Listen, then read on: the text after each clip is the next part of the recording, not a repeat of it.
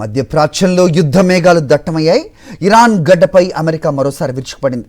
తమ పైలట్ను క్షేమంగా కాపాడుకున్న గంటల వ్యవధిలోనే వైట్ హౌస్ అనూహ్య నిర్ణయం తీసుకుంది. ఇరాన్లోని వ్యూహాత్మక లక్ష్యాల టార్గెట్గా అమెరికా యుద్ధ విమానాలు నిప్పులు కురిపిస్తున్నాయి. మా జోలికొస్తే నరకం చూపిస్తామంటూ ప్రెసిడెంట్ ట్రంప్ చేసిన హెచ్చరిక ఇప్పుడు యుద్ధ క్షేత్రంలో కార్యరూపం దాలుస్తోంది.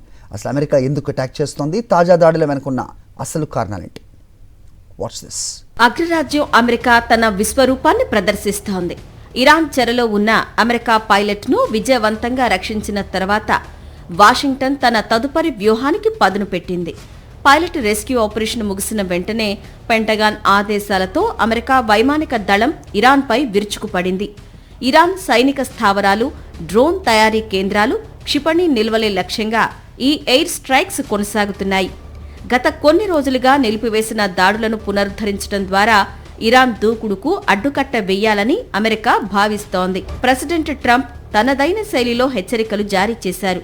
అమెరికా పౌరులపైన, సైనికులపైన దాడి చేస్తే తీవ్ర పరిణామాలు ఉంటాయని, బాధ్యులైన వారు నరకం అనుభవిస్తారని ఆయన స్పష్టం చేశారు.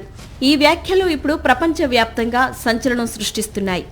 కేవలం హెచ్చరికలతో ఆగకుండా బాంబుల వర్షం కురిపించడం ద్వారా ట్రంప్ తన పంతాన్ని నెగ్గించుకుంటున్నారు. మరోవైపు ఈ పరిణామాలు గ్లోబల్ మార్కెట్ను కుదిపేస్తున్నాయి. చమురు ధరలు ఆకాశాన్ని తాకుతుండగా స్టాక్ మార్కెట్లు భారీ నష్టాల్లో కొనసాగుతున్నాయి. అటు ఇజ్రాయెల్, ఇటు అమెరికా కలిసి ఇరాన్ను ముట్టడిస్తూ ఉండడంతో తృతీయ ప్రపంచ యుద్ధం తప్పదా అన్న ఆందోళనలు వ్యక్తమవుతున్నాయి.